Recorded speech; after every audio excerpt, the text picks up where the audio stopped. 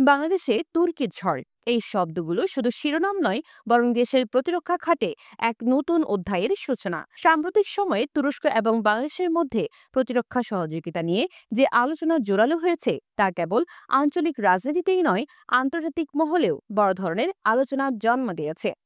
তুরস্ক আজকে শুধু ন্যাটোর শক্তিশালী সদস্যই নয়, বরং ড্রোন প্রযুক্তি, যুদ্ধবিমান এবং উন্নত প্রতিরক্ষা সরঞ্জাম তৈরিতে বিশ্বে শীর্ষস্থান দখল করেছে।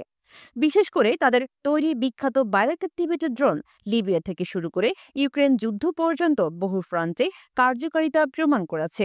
এখন সেই তুরস্কের সঙ্গে বাংলাদেশ যে প্রতিরক্ষা খাতে হাত মেলাচ্ছে তা নিঃসন্দেহে এক বড় কৌশলগত পরিবর্তনের ইঙ্গিত দিয়েছে। বাংলাদেশ সেনাবাহিনী, নৌবাহিনী ও বিমান বাহিনীকে আরও আধুনিক করার লক্ষ্যে সরকার বেশ কয়েক বছর ধরে বিদেশি প্রতিরক্ষা অংশীদার খুঁজছিল। ভারত ও চীনের প্রভাবের মাঝে তুরস্কের এই উপস্থিতি বাংলাদেশকে আরও বহুমাত্রিক করে তুলবে। বিশেষজ্ঞরা বলছেন, এই ডিলের মাধ্যমে বাংলাদেশ শুধু উন্নত মানের অস্ত্র ও প্রযুক্তি পাচ্ছে না, বরং আন্তর্জাতিক অঙ্গনেও নতুন এক ভারসাম্য তৈরি করছে। এরডোয়ানের নেতৃত্বে তুরস্ক সাম্প্রতিক সময়ে মুসলিম বিশ্বের এক বড় নেতৃত্ব হিসেবে উঠে আসছে।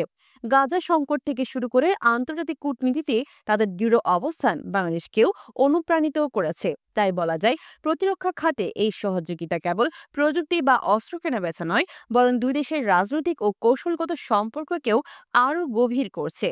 বাংলাদেশে যে ড্রোন প্রযুক্তির রাডার সিস্টেম কিংবা আকাশ প্রতিরক্ষা ব্যবস্থা আসতে পারে, তা সীমান্ত নজরদারি, সন্ত্রাস দমন, এমনকি দুর্যোগ ব্যবস্থাপনাতেও কার্যকরী ভূমিকা রাখবে। দেশের নিরাপত্তা ব্যবস্থাকে নতুন উচ্চতায় নিয়ে যাবে, বিশেষ করে মিয়ানমার সীমান্তে উত্তেজনা বা বঙ্গোপসাগরে স্বার্থ রক্ষায় এই নতুন প্রযুক্তি বাংলাদেশকে আরও শক্তিশালী করবে। তবে বিশ্লেষকরা সতর্ক করে বলছেন, যে কোনো প্রতিরক্ষা চুক্তির পেছনে আন্তর্জাতিক প্রতিক্রিয়া থাকে। যুক্তরাষ্ট্র, রাশিয়া, ভারত কিংবা চীন সবাই গভীরভাবে লক্ষ্য করছে বাংলাদেশের এই নতুন তুর্কি ঝড়কে।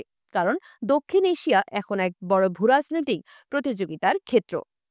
বাংলাদেশ তাই এই সহযোগিতা থেকে সর্বাধিক লাভ তুলতে চাইলে কূটনৈতিক ভারসাম্য বজায় রাখা খুব জরুরি হবে। দিন শেষে একটি বিষয় স্পষ্ট, বাংলাদেশ এখন কেবল দর্শক নয়, বরং বৈশ্বিক প্রতিরক্ষা অঙ্গনে সক্রিয় অংশগ্রহণকারী হয়ে উঠেছে। তুরস্কের সঙ্গে এই নতুন অধ্যায় হয়তো আগামী দিনে নিরাপত্তা কৌশলে এক বিশাল ভূমিকা রাখবে।